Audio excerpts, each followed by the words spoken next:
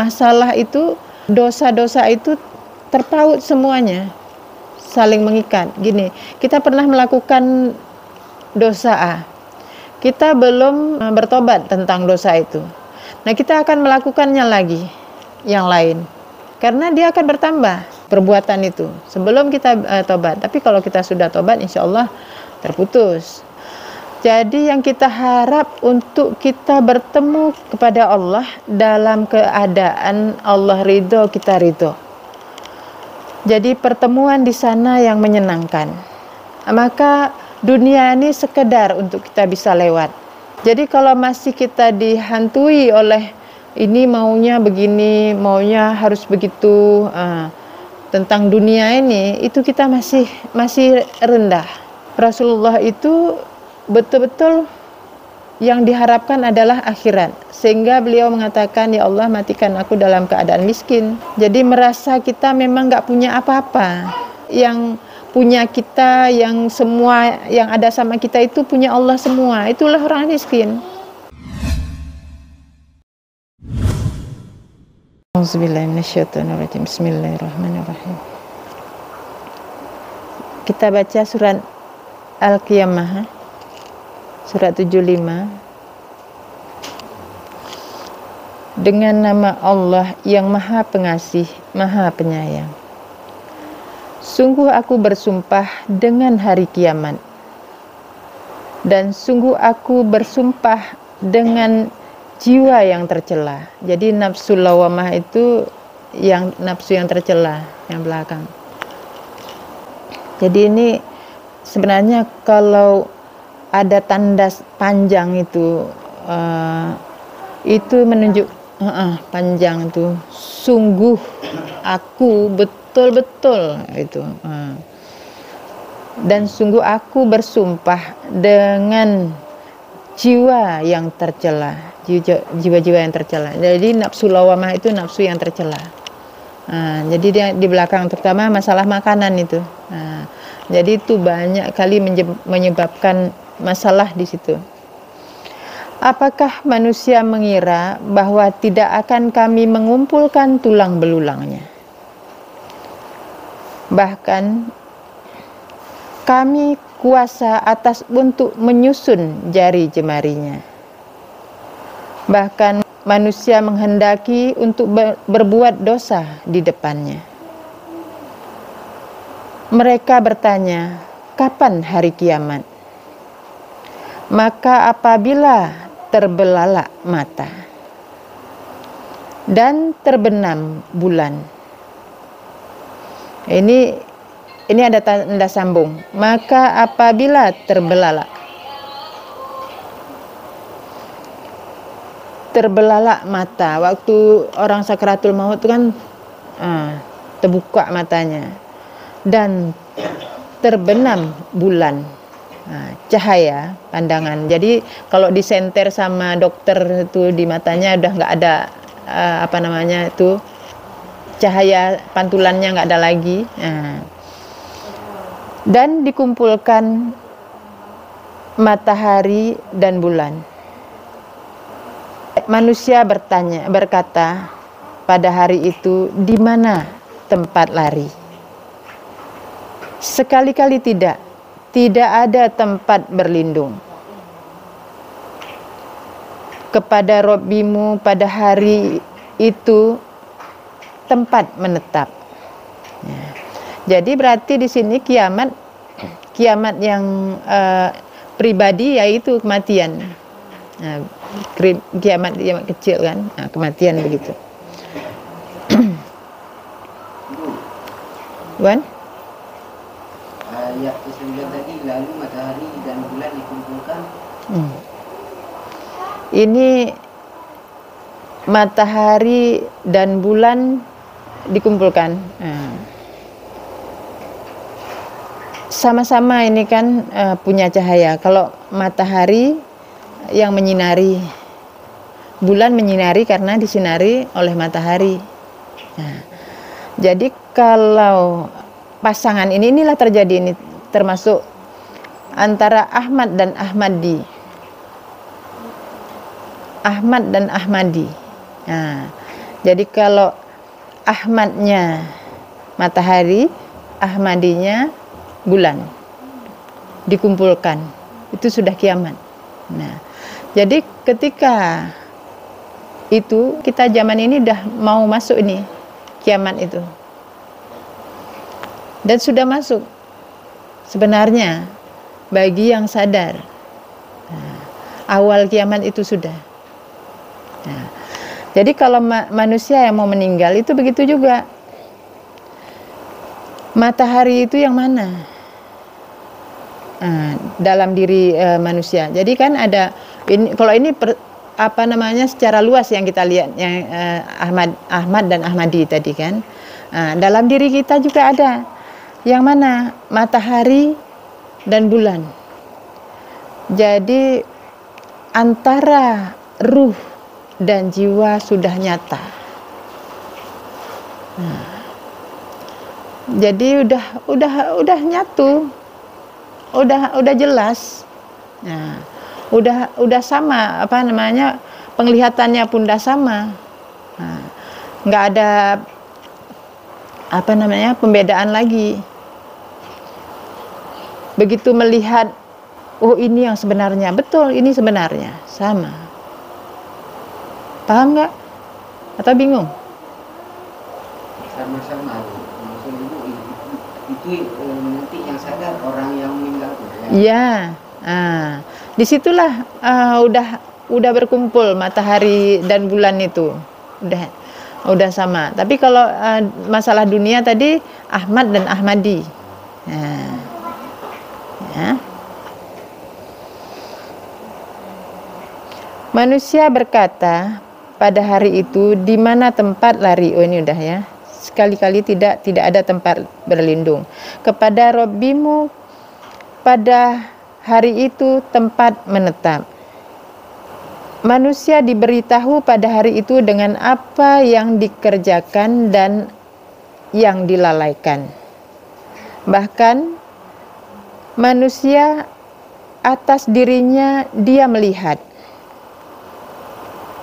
Gimana nggak melihat kan? Kalau misalnya orang udah meninggal, tahu kan udah terbaring, nah gitu. Nah, atau yang pekerjaannya pekerjaan dalam arti diri, itu juga dia lihat, udah tahu dia. Nah, dan sekiranya dia melontarkan alasan-alasannya, jangan engkau gerakkan lisanmu dengannya supaya engkau percepat dengannya. Jadi jangan minta mati cepat. Nah, bisa berarti begitu. Atau kalau ada orang memahaminya, jangan mau cepat-cepat bisa mengerti Al-Quran. Bisa juga orang memahaminya begitu. Nah,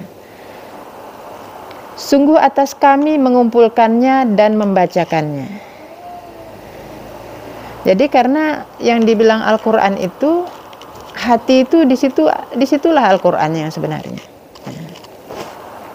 Maka apabila kami membacakannya, maka ikutilah bacaannya. Jadi orang yang misalnya baca kalimat La ilaha illallah, La ilaha illallah, itu walaupun kita udah berhenti lisannya, dia akan terus. Nah, ketika dibacakan ataupun kita menghafal sesuatu, kita ikuti bacaannya. Nah, gitu. Memang jalan sendiri dia. Jadi makanya kalau misalnya zikir misalnya, ini jarang orang kasih tahu kan, La ilaha illallah, kita udah terus baca itu. Tahu-tahu masuk dalam WC kamar itu terbaca, bukan lisan yang baca, hati yang baca. Enggak apa-apa. Dulu saya takut karena itu. Teringat kalau ada yang ketakutan, enggak apa-apa karena itu kan di dalam. Gitu. Kemudian sungguh atas kami penjelasannya. Jadi kita baca Al-Quran ini baca aja. Nanti yang akan menjelaskan itu Allah dalam hati kita. Sekali-kali tidak. Bahkan kalian menyukai yang dekat, yang segera, dunia maksudnya. dan kalian meninggalkan akhirat. Ini kebanyakan, makanya dibilang begini. Wajah-wajah pada hari itu berseri-seri. Kepada Robbinya dia memandang. Jadi yang berseri-seri itu yang memandang kepada Robbinya. Yang dimaksud memandang itu gimana?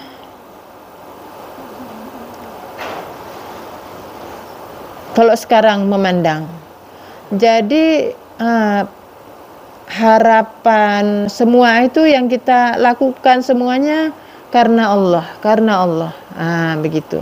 Apapun yang kita, jadi siang malam kita seolah memandang kepada Allah. Jadi cintanya itu betul-betul cinta, gitu. Dan wajah-wajah pada hari itu muram. Ini nggak ada tanda sambung. Dia menyangka bahwa akan menimpanya siksa buruk. Akan menimpa dengannya siksaan buruk. Jadi makanya dia muram. Sekali-kali tidak. Apabila ia sampai pada kerongkongan. Jadi kalau sudah sampai di kerongkongan itu mestinya nyawa. Dan dikatakan siapa yang menyembuhkan? Masih ada tanda sambung. Dan dia menyangka bahwasanya ia adalah perpisahan, meninggal maksudnya. Dan terpaut betis dengan betis. Ini artinya masalah dengan masalah lain itu saling terkait.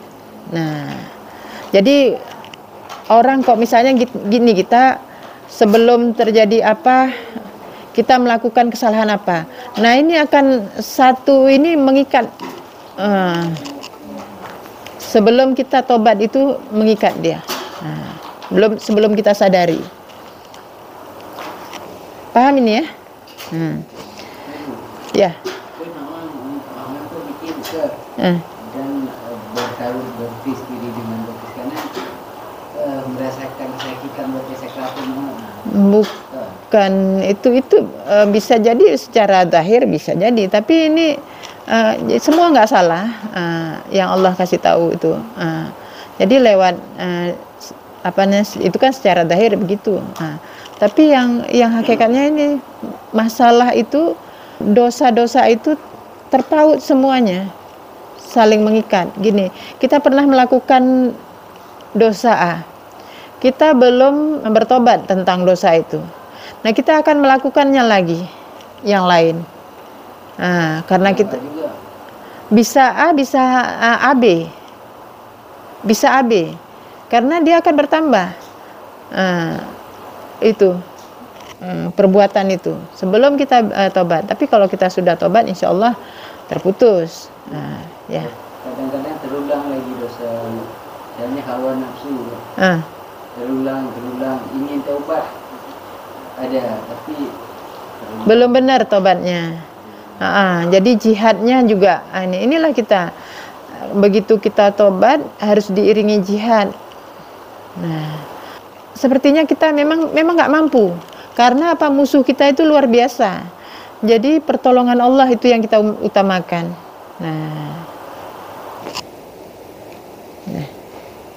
Ini udah jelas ya. Dan terpaut betis dengan betis. Kepada Robbimu pada hari itu dihalau. Jadi semua dihalau kepada Allah. Maka tidak dia membenarkan dan tidak dia sholat. Dan akan tetapi dia mendustakan dan berpaling. Kemudian dia pergi kepada keluarganya dengan sombong. Jadi inilah kayak gini. Kalau salah satu terus salah, maka tidak dia membenarkan dan tidak sholat. Dan akan tetapi dia mendustakan dan berpaling. Kemudian dia pergi kepada keluarganya dengan sombong. Celaka bagimu, maka celaka.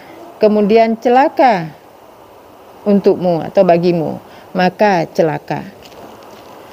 Apakah manusia mengira bahwa dia dibiarkan tanpa perhitungan? Bukankah dia nutfah dari mani yang ditumpahkan, kemudian adalah dia segumpal darah, lalu dia menciptakan, lalu dia menyempurnakan, lalu dia menjadikan darinya sepasang laki-laki dan perempuan. Bukankah yang demikian dengan mampu atas untuk menghidupkan yang mati? Nah, jadi maksudnya Allah. Kalau kita baca begini aja nggak ini insya Allah udah ngerti kan? Nah, ini udah jelas? Ada pertanyaan? Nah pertanyaan, Pak Ji? Jadi setelah kita baca ini, apa yang kita ambil pembelajarannya? Bahwa kehidupan ini sebentar dan kita yakin bahwa Allah yang menghidupkan yang mati, maka tugas kita adalah sebenarnya untuk memperkuat tauhid untuk diri, keluarga, seperti orang Palestina berperang, kita juga berperang begitu. Jadi yang kita harap untuk kita bertemu kepada Allah dalam keadaan Allah ridho, kita ridho. Jadi pertemuan di sana yang menyenangkan. Maka dunia ini sekedar untuk kita bisa lewat. Jadikanlah kita betul-betul mengharapkan itu, mengharapkan akhirat daripada dunia. Nah, jadi kalau masih kita dihantui oleh ini maunya begini, maunya harus begitu, tentang dunia ini, itu kita masih rendah. Nah, jadi yang kita harap kita itu betul-betul yang kita harap adalah ridho Allah.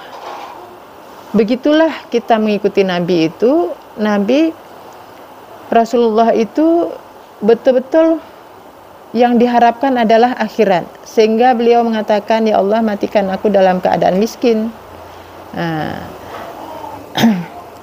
Pertemukan aku dengan orang miskin. Jadi maksudnya miskin karena kemiskinan itu, tapi bukan dalam arti miskin apa? Ya, kesederhanaan. Jadi merasa kita memang nggak punya apa-apa. Yang punya kita, yang semua yang ada sama kita itu punya Allah semua. Itulah orang miskin. Ya. Nah, ini yang harus kita pahami, karena kalau cuma setengah-setengah aja kita pahami nanti jadi salah. Jangan sederhana masalah harta ya, menggunakannya semua. Jadi dalam kita sadar betul-betul kesadaran kita tuh untuk apa kita dihidupkan ini, hanya untuk diuji sampai di mana kesetiaan kita kepada Allah. Makanya yang saya bilang, saya tekankan kali untuk diri saya sendiri, dan siapa yang mendengar kalimat-kalimat saya ini, supaya apa? Tasbih itu memang bukan cuman sekedar ingat, tapi menetap. Beda ya. Tasbih subhanallah, kesadaran Maha suci Allah yang mengatur semua, yang mencipta, yang mengatur, yang menggerakkan semua itu Allah. Itu betul-betul di sini. Dalam rasa, dalam pikir semua kita sadar itu.